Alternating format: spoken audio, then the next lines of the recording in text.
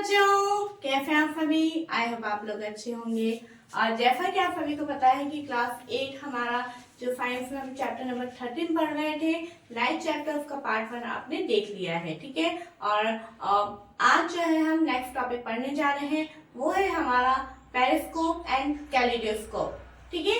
आपको ध्यान हो तो जो लास्ट टॉपिक हमने पढ़ा था कि जो हमने क्या पढ़ा था कि reflected light can be reflected again, है ना, कि जो लाइट रिफ्लेक्ट होती है वो वापस रिफ्लेक्ट हो जाती है। तो इसके ऊपर ही कुछ एप्लीकेशंस हैं, वो हम आज देखेंगे। तो आपकी बुक में दो एप्लीकेशन है, पेरिस्कोप एंड कैलिडोस्कोप, ठीक है। तो पेरिस्कोप कैसा होता है, कैसे हम इसको यूज में लेते हैं और इसका डेफिनेशन क्या, वो सारी चीजें आज हम इस वीडियो में देखेंगे, ठीक है बच्चों। तो देखिए, सबसे पहले पेरिस्कोप। पेरिस्कोप क्या होता है बच्चों, सबसे पहले तो मैं आपको ये बताना चाहती हूँ, जैसे मैं यहाँ खड़ी हूँ, ठीक है, और जैसे कि हम सबके जैसे रूम्स में ऊपर की तरफ एक ऐसा बना हुआ होता है, ठीक है, और वहाँ कोई चीज रखी हुई है जो कि हम नहीं देख पा रहे। क्यों? क्योंकि हमारी हाइट तो इतनी है, लेकिन वहाँ पे रखी हुई चीज हम नहीं, क्योंकि आगे रखी हुई चीज तो हमें दिख जाएगी, लेकिन अगर उसके पीछे कोई चीज रखी हुई तो हम नहीं देख पाएंगे। तो उसको देखने के लिए हमें क्या करना पड़ेगा, तो मैं कुछ ऐसा बनाऊंगी कि मैं यहाँ पे मुझे कुछ नजर आ जाए और एक पोर्शन इसको यहाँ हो जाए और एक पोर्शन यहाँ हो जाए, और मैं यहाँ देखूंगी तो मुझे उस ऊपर रखी हुई जो चीज है उसका इमेज जो है मुझे यहाँ पे नजर आ जाए। तो इस तरह की का एक इंस्ट्रूमेंट होता है जिसको अपन बोलते हैं पेरिस्कोप, ठीक है।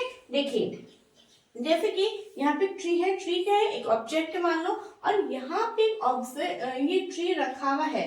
देखिए, जैसे क्या होता है कि मान लो मैं यहाँ खड़ी हूँ और यहाँ खड़े होने पे मुझे ज्यादा से ज्यादा क्या चीजें नजर आएंगी, यहाँ की नजर आएंगी, यहाँ की नजर आएंगी, लेकिन यहाँ इतना दूर रखा हुआ तो मुझे कैसे नजर आएगा। तो ऐसे ऑब्जेक्ट्स को देखने के लिए हम क्या यूज में लेते हैं, पेरिस्कोप, ठीक है।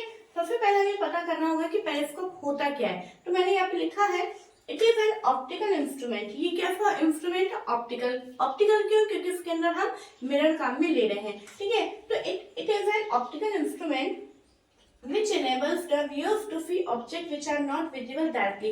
एक ऐसा ऑप्टिकल इंस्ट्रूमेंट है जिसके अंदर हम जो है वो ऑब्जेक्ट जो हमें डायरेक्टली नजर नहीं आते हैं उनको देखने के लिए हम काम में लेते हैं, ठीक है। आगे बात समझ में। अब देखिए, जैसे यहाँ पे एक ऑब्जेक्ट है और यहाँ पे ये ऑब्जर्वर, तो क्या किया जाता है, ये एक स्ट्रेट लॉन्ग ट्यूब होती है, ठीक है, और यहाँ पे दोनों कोनों पे मिरर लगाए जाते हैं। कौन से वाले? प्लेन मिरर लगाए जाते हैं। प्लेन मिरर रखे जाते हैं और कौन से एंगल पे रखे जाते हैं, 45 डिग्री के एंगल पे इसको रखा जाता है, ठीक है।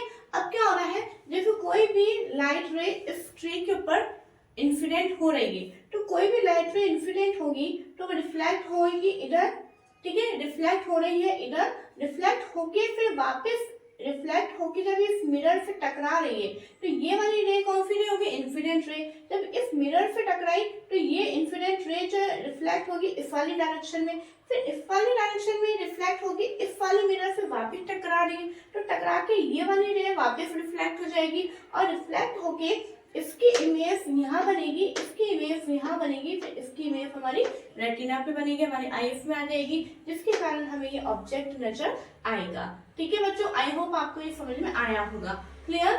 तो यहाँ पे हमें मेन क्या ध्यान में रखना है कि सबसे पहले तो आपसे ये पूछा जा सकता है कि पेरिस्कोप में कौन से मिरर काम में लिए जाते हैं, तो प्लेन मिरर आपका आंसर होगा, ठीक है। इसकी यूज का आता है जैसे सबमरीन। सबमरीन में जैसे कि हम पानी के अंदर है, ठीक है, और पानी के अंदर से आप बाहर शिप के बाहर की कुछ चीजें देखनी है, या फिर बाहर की कुछ चीजों से हमें अंदर पानी के अंदर की कुछ चीजें देखनी, तो हम इसको काम में लेते हैं।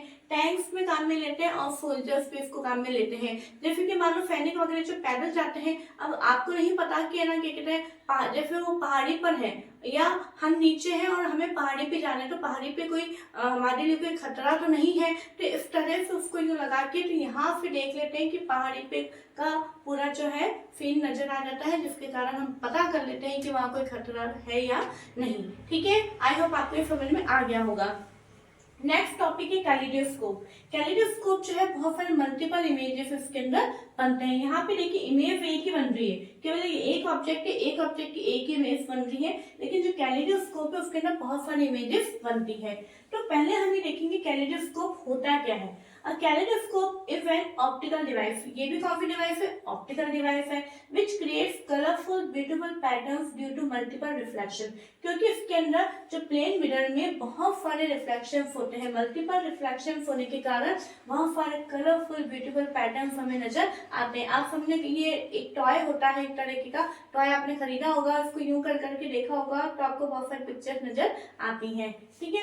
It is a cylinder with 3 plane mirrors. इसके अंदर आपको पता होना चाहिए इसके अंदर कितने प्लेन मिरर होते हैं, 3 प्लेन मिरर होते हैं। सिलेंडर पूरा होता है, गोल पूरा इसका फॉर्मेशन होता है, उसके अंदर 3 प्लेन मिरर इस तरह से ये लगे हुए होते हैं, ठीक है। एक तरफ से यूं, एक यूं लगेगा और एक इस तरह से लगेगा। जैसे ये सिलेंडर है, इसके अंदर 3 प्लेन मिरर लगेंगे, ठीक है। एक तो इधर की साइड लगेगा, एक इधर की साइड लगेगा। देखो जैसे एक इधर की साइड लग गया, एक इधर की साइड लगेगा और एक नीचे की साइड में लगेगा। इस तरह से प्लेन मिरर लगे हुए होते हैं, ठीक है। And loose coloured objects such as beads of pebbles and beads of glasses. और यहाँ पे क्या क्या लगाए जाते हैं, कुछ कलर ऑब्जेक्ट्स लिए जाते हैं, जैसे कि बीड्स होती हैं, पेबल्स हो गए, या फिर ग्लासेस के छोटे छोटे टुकड़े हो गए। तो ये सारी चीजें यहाँ पे इनके ऊपर लगा दी जाती है। ये जो हमने प्लेन मिरर लिए हैं, ठीक है, जिनका ये मतलब ट्रायंगुलर फेरा होता है, तो इनके ऊपर हम ये चीजें लगा देते हैं, ठीक है। और जब ये लगा देते हैं और इसके बाद में जब और यहाँ पे क्या किया जाता है, दोनों साइड में एक होल बना दिया जाता है, ठीक है। यहाँ पे होल कर दिया जाता है ताकि एक जब हम देखते हैं तो इनसे मल्टीपल रिफ्लेक्शन होते हैं और यहाँ से हमारे को इमेज फॉर्मेशन हो जाता है, ठीक है बच्चों। अब इसका यूज क्या है?